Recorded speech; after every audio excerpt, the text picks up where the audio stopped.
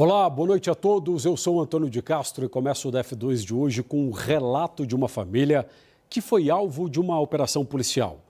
A família garante que os policiais erraram o alvo, erraram a casa. Por isso, a família registrou a ocorrência e está cobrando explicações das autoridades. A invasão foi gravada por uma câmera de segurança desta rua no setor Mestre Darmas, em Planaltina. Primeiro chega um homem de camiseta verde com a arma em punho. Ele vai em direção ao morador que está no mercadinho que fica no quintal de casa e faz ameaças, sem se identificar. Em seguida, outros 3 homens aparecem correndo em direção à mesma casa. Neste momento, eles dizem que são policiais, chutam o portão e entram na casa.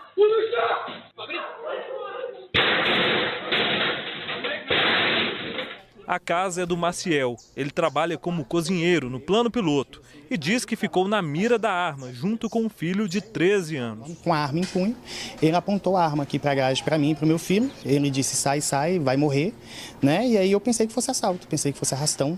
Comecei a colocar as crianças, entra, foge, se esconde, abaixa, deita no chão. Quando eles começaram a arrebentar o portão, alguém gritou que era a polícia, porém de onde a gente estava só via 2 pessoas sem uniforme, sem distintivo, sem nada. Eles entraram para dentro de casa, 4 policiais, ficaram apontando as armas em punho o tempo todo para a gente. Segundo o Maciel, já dentro da casa, os policiais pediram para que ele e a família deitassem no chão, inclusive a mãe dele, que tem 67 anos. Foi um choque, porque a gente espera a qualquer momento um bandido fazer isso. Mas a polícia de Brasília, a gente não pensava que nunca ia acontecer com a gente. De invadir o território todo, sem identificação nenhuma, botar moradores para correr na bala, chegar em frente à minha casa e dizer para o meu filho, tu vai morrer agora. E depois começar a aterrorizar. Eu nunca tinha visto, da idade que eu tenho. Neste vídeo é possível ver um homem com colete e distintivo da Polícia Civil. A família cobra explicação, mas ele diz apenas para ninguém se aproximar. É daqui para lá. Não. Situação de risco aqui. Não tem nenhuma situação. Situação de risco foi você que colocou a gente. Segundo o Maciel, após as buscas na casa dele, os policiais civis foram para a casa do irmão, que fica ao lado. Lá eles também reviraram tudo. Segundo os moradores, nada de ilícito foi encontrado nas 2 casas. Depois de tanta gente questionar, foi que a única coisa que a gente precisava saber é que tinha sido um engano. E de fato o que a gente precisava saber disso é que eles falaram, né, que foi um engano, mas agora a gente precisa de mais esclarecimentos. Já na rua, 3 vizinhos foram algemados. A dona Osmarina relata a truculência. O policial chamou meu filho de negro. Quer dizer, porque ele é negro, ele tem que estar na mira de uma arma de fogo? Porque ele é preto? Porque nós moramos aqui na periferia? O Maciel registrou o boletim de ocorrência. A advogada da família diz que houve abuso de autoridade. Os agentes envolvidos também aí nessa operação podem ser responsabilizados de forma administrativa e criminal. Por isso, eles têm que ser investigados pela corregedoria, que tem sim que dar satisfação a essa família, porquê dessa operação e a forma que foi realizada. Esse tipo de ação é inaceitável.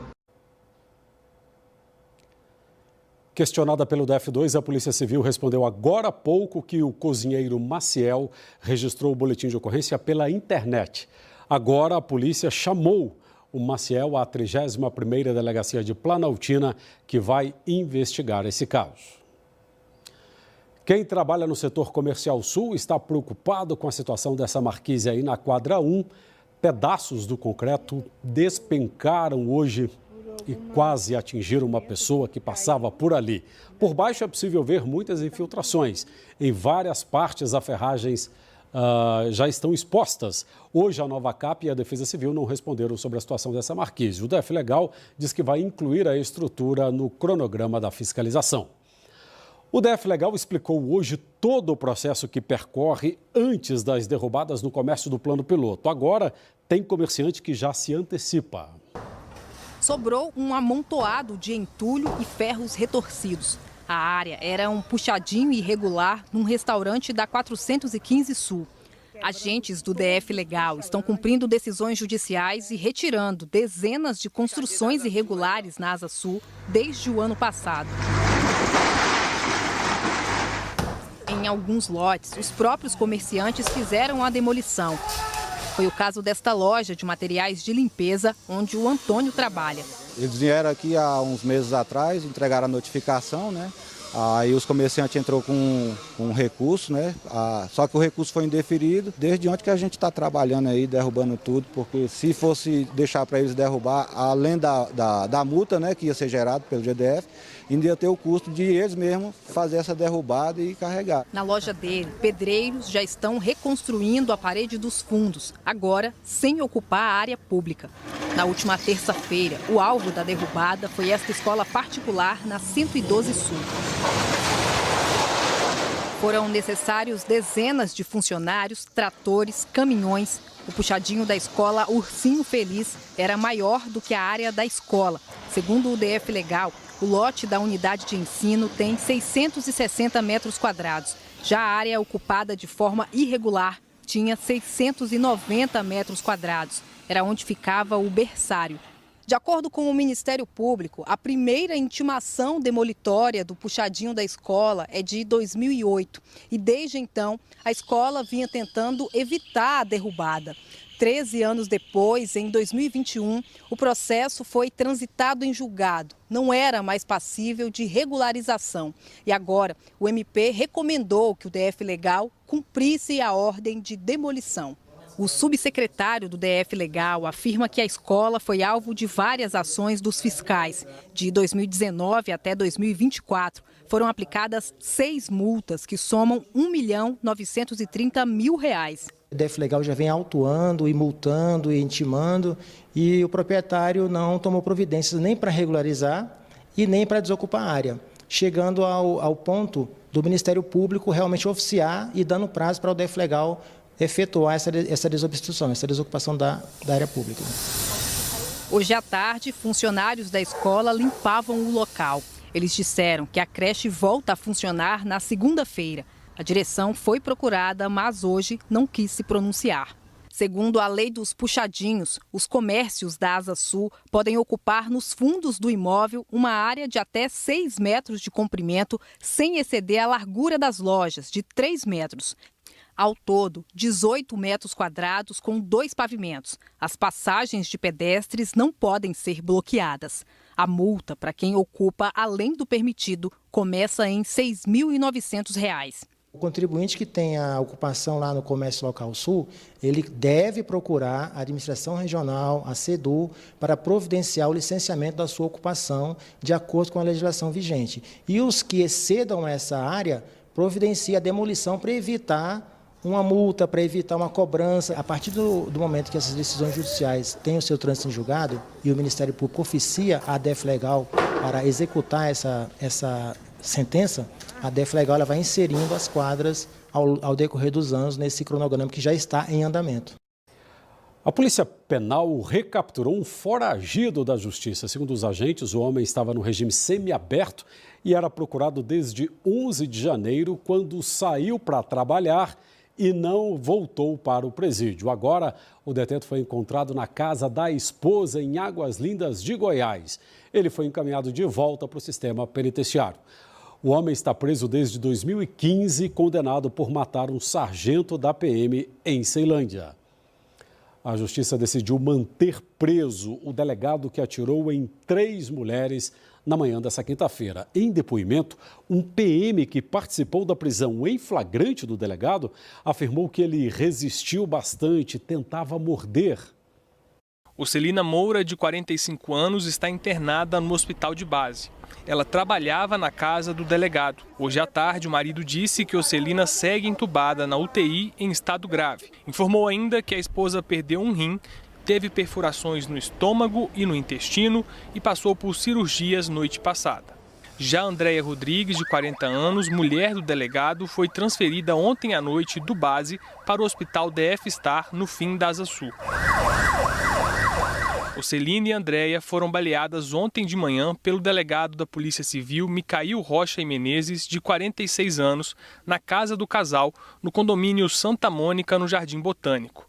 Depois de atirar contra as duas, ele pegou o filho de 7 anos, atingido por estilhaços, e foi até o Hospital Brasília, no Lago Sul. Lá, exigiu atendimento rápido, ficou irritado e atirou também contra a supervisora de enfermagem Priscila Pessoa Rodrigues, de 45 anos. De acordo com funcionários, Priscila continua na UTI sedada e estável. Micail foi preso logo depois na subida da QI 23 do Lago Sul. Hoje, a produtora Mara Pugis teve acesso ao depoimento do sargento da PM Igor Ribeiro, do batalhão de choque, que atuou na prisão. Ele afirmou que Micail resistiu para não ser algemado. Bora, sai do carro. Ele abriu a porta do carro. Quando ele abriu a porta do carro, eu falei, desce no chão. Aí ele foi pro chão. Aí um policial, meu patrulho, já veio por trás e já pegou a mão dele e já algemou. Certo? Aí o outro policial pegou a arma da cintura dele. E nessa ele não queria dar mais a mão para ser algemado e começou e impôs uma resistência muito forte, muito grande. Aí chegou mais prefixos para apoiar, acho que foi em torno de uns 4 policiais para segurar ele. Então depois de acho que em torno de uns 4 minutos a gente conseguiu algemá-lo, certo? Conseguimos algemá-lo e colocamos ele no cubículo da minha viatura, certo? Ele estava muito nervoso, estava muito transtornado. Não sei se ele estava sob efeito de drogas ou álcool, estava muito transtornado. Ele tentou morder minha mão, mas não conseguiu. Mas eu vi o dente dele aqui tentando morder minha mão aqui, mas não teve lesão, não teve nada não. A gente deslocou o indivíduo junto com o filho dele para a corregedoria. Fizeram contato com a tia dele chegou aqui na corregedoria e pegou a criança. Segundo a Polícia Militar, o delegado portava 2 armas que foram apreendidas, uma dele, outra da corporação. À noite, Micail foi levado para atendimento na ala psiquiátrica do hospital de base. Esses vídeos mostram o delegado chegando ao hospital, algemado e escoltado por policiais civis. Em nota, a Polícia Civil informou hoje cedo que, após os procedimentos realizados ontem à tarde na corregedoria da corporação, o delegado foi conduzido à divisão de controle e custódia de presos. Afirmou que, na triagem, o delegado foi avaliado por um médico da unidade que recomendou encaminhamento à ala psiquiátrica do hospital de base. E que atualmente ele permanece sob supervisão médica com escolta de policiais de custódia da Polícia Civil. Por causa da internação, o delegado não participou da audiência de custódia hoje de manhã. O Tribunal de Justiça informou que na audiência Micail teve a prisão em flagrante convertida em preventiva, sem prazo para acabar. Mas não deu detalhes sobre o procedimento porque o processo corre em segredo de justiça. Ainda segundo o Tribunal de Justiça, o juiz determinou que assim que o delegado receber alta do hospital, ele deve comparecer ao núcleo de audiência de custódia para ser ouvido. Micail é delegado na 30ª Delegacia em São Sebastião. Em nota, ontem a direção da Polícia Civil informou que ele não tem histórico de atendimento na policlínica da corporação e que na última terça-feira, 2 dias antes dos crimes, ele apresentou um atestado médico emitido por profissional particular solicitando licença para tratamento de saúde. Hoje, mais de 24 horas depois dos crimes, uma autoridade falou pela primeira vez. Em entrevista ao DF1, o secretário de Segurança Pública, Sandro Avelar, afirmou que para a arma ser retirada, o delegado precisaria ter sido avaliado pela Policlínica da Polícia Civil. Ele apresentou um laudo particular, e isso acontece, são centenas e centenas de laudos particulares que policiais, não só da Polícia Civil, apresentam e que, em virtude desse laudo particular, eles são afastados do serviço. E se nesse laudo médico não houver a observação de que as armas devem ser retiradas, né, nós não temos meios de saber qual é a gravidade, né, tão somente em virtude desse laudo particular. Segundo o secretário, a policlínica da própria polícia faz um atendimento rigoroso em casos de afastamento. Quando o primeiro atendimento é feito pela policlínica, a gente tem melhores condições de avaliar aquele policial e ver se ele está em condições de permanecer em atividade ou não, se a arma deve ser retirada ou não. Ele tinha mais de uma arma E é muito comum entre policiais você ter mais de uma arma. Então, mesmo na hipótese de ter sido retirada a arma funcional, ele permaneceria se não houvesse então a observação por parte do médico, ele permaneceria na posse da arma particular. Sandro Avelar também garantiu que não existe tratamento diferenciado. Não há qualquer tipo de proteção a esse policial. O laudo que diz que ele está absolutamente incapacitado de responder é um laudo do hospital de base, não tem nada a ver com a Polícia Civil. Ele está respondendo na Polícia Civil, inclusive o flagrante, que foi mantido pelo Judiciário, foi feito pela Corregedoria da Polícia Civil. Então não há nenhum tipo de proteção. A defesa do delegado ainda não se pronunciou. O juiz da audiência de custódia também determinou que depois da alta médica, o delegado volte para a carceragem da Polícia Civil. Acabou hoje a batalha judicial pela administração da rodoviária do Plano Piloto. O contrato de concessão da rodoviária estava suspenso desde novembro. O consórcio Catedral já estava em transição para assumir a gestão quando empresas do outro consórcio, o Rodoplano, conseguiram liminar para impedir o processo. O argumento era de que o consórcio Catedral teria infringido um item do edital, mas no fim de dezembro, o Rodoplano desistiu da ação e hoje ela foi extinta oficialmente. A decisão é do desembargador Álvaro Ciarlini, que deu o caso por encerrado. Agora o GDF já pode efetivamente passar para o consórcio Catedral a administração da rodoviária pelos próximos 20 anos. Está preso um homem suspeito de tentar matar a companheira a facadas no setor sul do Gama. Foi na última terça-feira na quadra 11. Geir Souza de Jesus, de 40 anos, tinha fugido desde então. Segundo a polícia, ele se escondeu na casa de parentes no interior de Minas. Hoje foi preso quando tentava voltar ao DF de ônibus. O flagrante foi na 040, entre Cristalina e Lusiânia. Ainda segundo a Polícia Civil, Geir não ofereceu resistência. A vítima, de 36 anos, está internada na UTI do Hospital de Santa Maria. 2 homens foram presos de madrugada furtando cabos de energia em Ceilândia. A polícia chegou ao local através de uma denúncia e prendeu a dupla em flagrante na QNN 18. Um dos homens estava em cima do telhado. Com eles, a polícia apreendeu uma faca e uma serra usadas para cortar a fiação. Os 2 homens de 27 e 44 anos foram levados para a 15ª DP. Um trabalhador foi flagrado hoje no alto de um prédio no Noroeste sem qualquer equipamento de segurança. Foi na quadra 107, bloco G. Primeiro, o funcionário aparece agachado, olhando para baixo. Depois, parece limpar o local com um pano. Outro homem acompanha ao lado. A construtora Cabo Branco, o responsável pelo prédio, respondeu que o funcionário terceirizado estava fazendo uma vistoria e que foi orientado quanto aos procedimentos de segurança a serem seguidos. O homem que aparece ao lado era um encarregado da obra que supervisiona o serviço. O DF2 teve acesso a detalhes do depoimento de feirantes que denunciam abusos na cobrança de aluguéis num espaço do complexo da Ceasa. A reportagem é de Márcio Falcão. Os relatos se repetem. Os feirantes falam em intimidações frequentes e em cobranças abusivas do aluguel. Neste espaço, na Ceasa, a multifeira Nocia. Os pagamentos, segundo os lojistas, são feitos informalmente, sem qualquer contrato assinado. Com medo, esse feirante não quer mostrar o rosto. Ele conta que o clima é de insegurança. Eu vi pessoas, entende?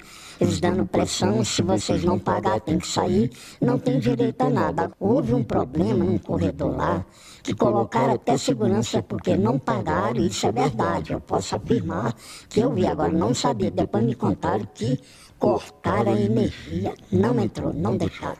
Esta semana, outra feirante procurou a delegacia do Cruzeiro. Na ocorrência, a feirante diz temer por sua vida e conta que foi coagida a assinar uma confissão de dívida se quisesse continuar a trabalhar no estabelecimento. No depoimento, a mulher afirma que no ano passado, um homem que se identificou como Hamilton cobrou dela uma dívida de aluguéis infundada, mais de R$30 mil, mas ela não conseguiu pagar os valores cobrados. Então Hamilton e seus filhos tomaram os 3 boxes dela. De acordo com o Ministério Público de Contas, a empresa Ingecopa tinha autorização legal para explorar a multifeira, mas ela está com o contrato vencido desde 2021 e cedeu a exploração para a empresa Coutinho, que vem fazendo as cobranças aos feirantes. Ainda segundo o MP, a Ingecopa só comunicou essa transferência à Ceasa no dia 2 de fevereiro de 2024. Já no mês passado, o Tribunal de Contas suspendeu a atuação da empresa Coutinho. A decisão liminar cita indício de irregularidade e vale até que o plenário analise a denúncia. O nome das duas empresas foi citado no depoimento que a feirante deu na delegacia. Ela afirmou ao delegado que os empresários todos os dias intimidam os comerciantes para pagamentos dos valores, mesmo após o Tribunal de Contas do DF ter declarado a ilegalidade do contrato atual com as empresas Engecopa e Coutinho. A multifeira fica dentro do complexo da Ceasa e tem lojas de roupas, enxovais e empórios. Há 30 anos é administrada pela iniciativa privada. Hoje, mais de 450 lojistas trabalham por aqui. O delegado Vitor Dan afirmou hoje que investiga essas denúncias de ameaça e de cobranças irregulares no aluguel dos boxes. Essa situação, ela independe da regularidade ou não da parte administrativa. A cobrança de aluguéis com violência pode configurar o crime de extorsão, onde a pena varia de 4 a 10 anos. Estamos ouvindo os denunciantes, os lojistas, agora estamos analisando toda a documentação, já oficiamos para os órgãos competentes o encaminhamento desta documentação e em seguida vamos ouvir os proprietários, ou supostos proprietários das lojas da multifeira. Hoje à tarde nós fomos à administração da multifeira, mas a informação era que os responsáveis estavam em reunião externa. O feirante pensa em abandonar o negócio. Eu acho que eu vou sair. Eu não vou procurar um meio, eu não sei, eu vou para a rua, eu vou voltar para a rua. É o único jeito que eu tenho, eu vou para a rua. Não quero saber disso mais não. Nós procuramos também a direção das empresas Coutinho, Serviços Imobiliários e da Engecopa por telefone, e-mail, mas ainda não tivemos respostas. Já a administração da Ceasa respondeu em nota que nunca administrou aluguéis da multifeira, que já cumpriu a decisão do Tribunal de Contas e lançou o edital para administração e gestão da multifeira. A Ceasa afirmou ainda que essa licitação resolverá definitivamente o problema jurídico desse local. Pedestres precisam ficar atentos para as armadilhas no meio do caminho e não são poucas, viu? Aqui no centro de Ceilândia, o desenho feito com as pedras portuguesas foi substituído por lama, buracos e muitas pedras empilhadas. Para caminhar por aqui é preciso ter atenção redobrada. Desnível, poças d'água, pedras soltas, são várias as armadilhas. O Arnaldo passa por aqui diariamente. Ele conta que as obras começam e param. É direto fazer isso aqui. A pessoa passa 3 meses para fazer um calçadão desse aqui e a chuva vem na primeira água, já leva tudo. Cadeirante não passa, senhora não passa, porque é cheio de buraco aí, ó, cheio de armadilha. A Rafaela tentava passar com um carrinho de bebê e foi complicado desviar dos buracos. Quase caí ali agora.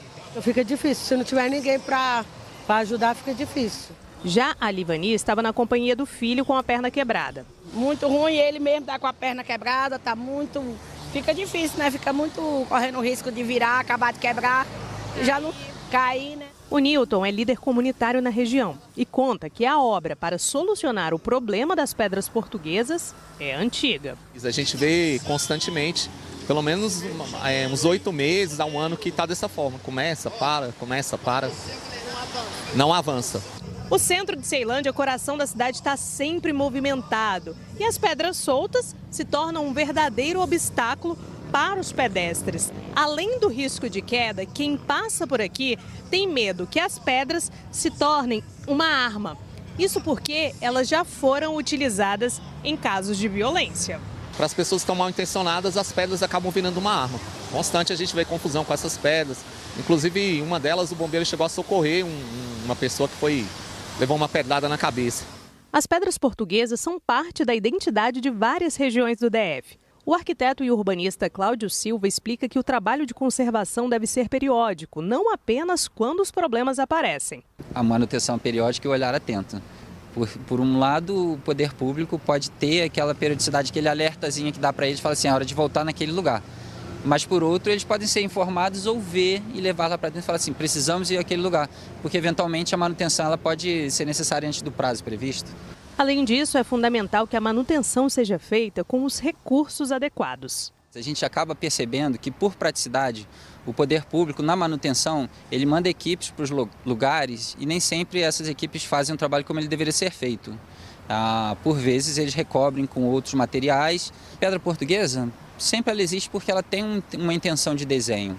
Então, quando você faz um recap com material inadequado ou diferente, você está prejudicando aquela qualidade que a pedra tinha. E, por vezes, o governo acaba fazendo isso por não cumprir a dedicação necessária. A SEDET, que é a Secretaria de Desenvolvimento Econômico, Trabalho e Renda, respondeu que as equipes de trabalho encontraram diversas dificuldades, como calçadas muito quebradas, falta de pedras para reposição e também fortes chuvas. Isso acabou atrasando a reforma, mas segundo a SEDET, a restauração dessas calçadas está no cronograma do Renova DF, que começa semana que vem. Por causa do período chuvoso, não pode apontar um prazo para concluir tudo. No Renova DF, os trabalhadores aprendem a profissão, se requalificam enquanto recuperam os espaços públicos. Uma comunidade questiona a construção de um posto de combustíveis colado numa escola. O Romário é presidente da Associação da Expansão do Capão Comprido, em São Sebastião. Ele conta que na semana passada foi surpreendido com operários trabalhando nesta área. Eu fui informado por esses operários que era a construção do posto de combustível do lado da escola. E a gente ficou muito surpreso com essa notícia. E a gente, de imediato, se ficou muito preocupado porque essa escola só estuda criança, inclusive os meus filhos. Imagina essas crianças passar o dia todo com um cheiro de combustível do lado. O lote fica ao lado da escola pública Parque dos Ipês. O colégio atende a 656 alunos de 4 e 5 anos.